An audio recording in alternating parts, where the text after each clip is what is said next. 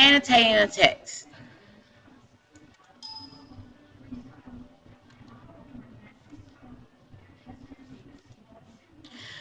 Why annotation? Or what is it? VIP number 1, annotation. Annotation is a way of making notes directly onto a text, such as in a book, a handout, or another type of publication. VIP number 2. The advantage of having an annotated text is that all the information is together and it's inseparable. So, on the same page you have the text or the handout, and right next to it you have notes that are very close to the text, and it makes it easier to understand, and there are fewer pieces that you have to keep organized. Why is annotating important? Well, it's a necessary skill you will use after high school. It's also a really easy way to find information quick. It helps you understand text structure and organization. It engages you as you read. It allows you to connect to the reader. It allows you to talk to the text or talk to the reader. And the best part is, it allows you to connect to the writer and talk to the writer. And the best part is, the writer and the text talk back. It also helps you make and form your own opinions as you're reading. And annotating is the first step to your own writing. There are 5 main types of annotating. We're going to discuss 3. First, you have highlighting or underlining, you have descriptive outline, and you have comments and responses. Sentence starters and sentence frames help you form your comments and responses. Highlighting and underlining. Highlighting or underlining keywords and phrases or main ideas. That's what you do when you highlight a text or you underline a text. VIP number 3. It is a good way of picking out specific language within a text that you may want to cite or quote in a piece of writing. Highlighting is also a useful way of making parts of a text that you want to make notes about. VIP number 4. Highlighting the whole page is not highlighting. It's actually called coloring. Notice in the example that the student has annotated this topic sentence. And they also have circled or underlined supporting details. The next type of annotating is descriptive outlining. A descriptive outline shows the organization of a piece of writing by breaking it down. In a descriptive outline, it shows where the ideas are introduced, as in the first paragraph or the introduction. It also shows where they are developed and where any development turns. In descriptive outline, it allows you to see not only where the main ideas are, but also where the details, facts, and explanations are. It also serves as a quick guide to allow you to go back to see where if you can quickly find information within the text. Also, VIP number 5. It helps you create an excellent reaction journal response. For more information about the reaction journal, see your MOA. The last type of annotating is comments and response. Comments and response go beyond understanding a text meaning and organization because it notates your reaction, whether you agree or disagree with what the author is saying, what questions you have, related personal experiences, any connections you can make to ideas from other texts, other things you've watched, seen, or even our class discussions. VIP number 6. Comments and response annotating is an excellent way to begin formulating your own ideas for writing assignments. VIP number 7. Stump for where to start? Use a few jumper cables or sentence frames to help you get going. For example, here's a comment the student made based on the article. Jenny's freshman year is similar to mine because I also took 3 honors classes. So she connected and related it to her own personal experience.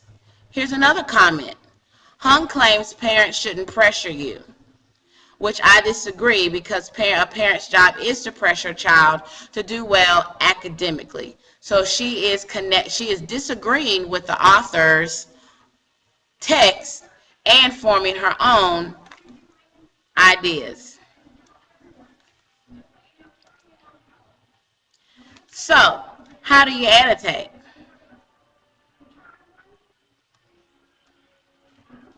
Typically, a yellow highlighter, or any highlighter of your choice, allows you to mark exactly what you're interested in. Equally important, the yellow line emphasizes without interfering. Now, you want to make sure that you highlight specifically and exactly. You do not want to highlight everything. Once again, highlighting the entire page is not highlighting. It's just coloring. Also, only highlighting when you're annotating is not annotating.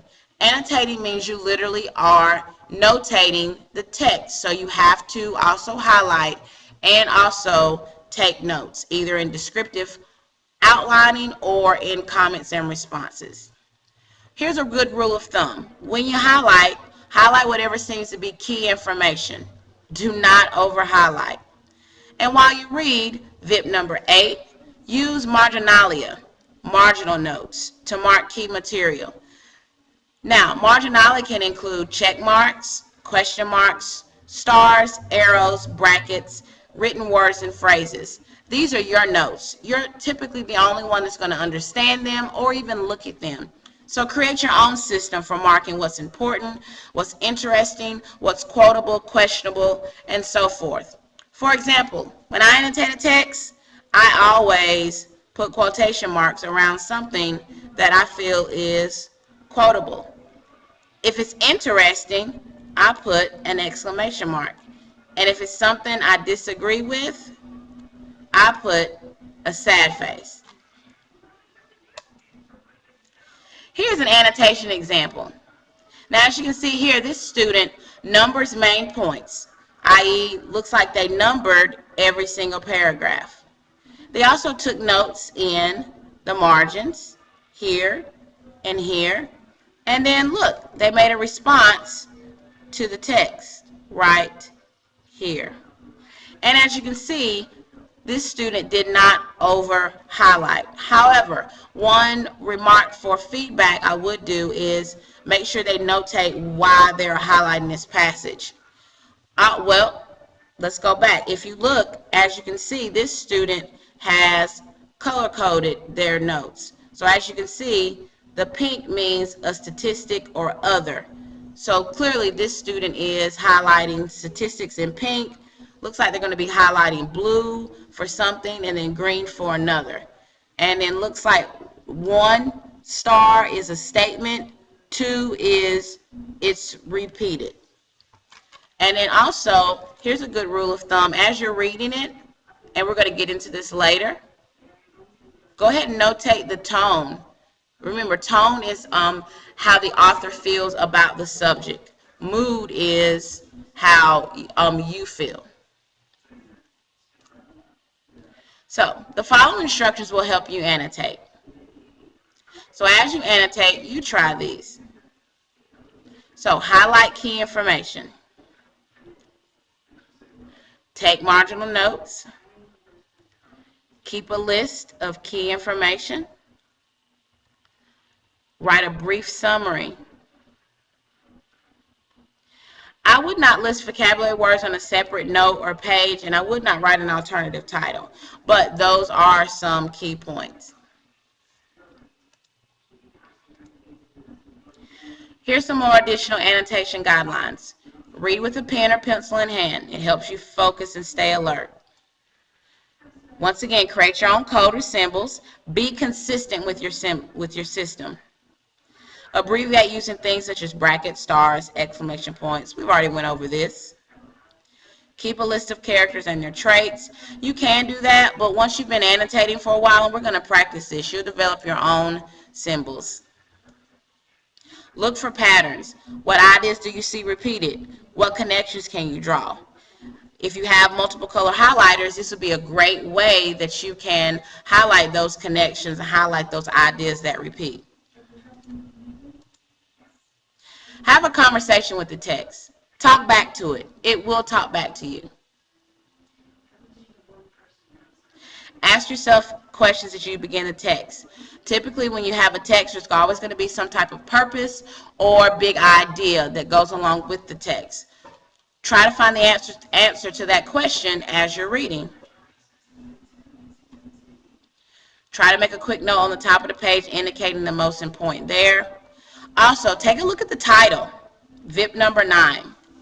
The title can give you a lot of information about the text before you even read a single word, even before you even look at the first sentence.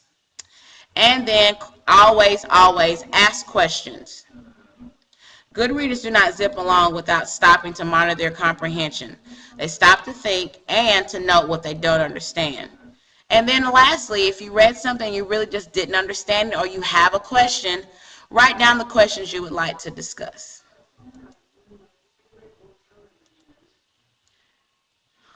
Right now, I would like for you to pause the video and look at the sample reading that we're using to practice our annotation.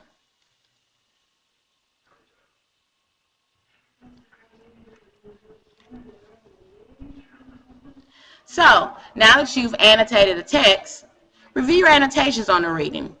As you read, did you highlight key information? As you read, did you take marginal notes? Remember, those notes can include stars, check marks, phrases, quotation marks, questions, question marks, words, etc.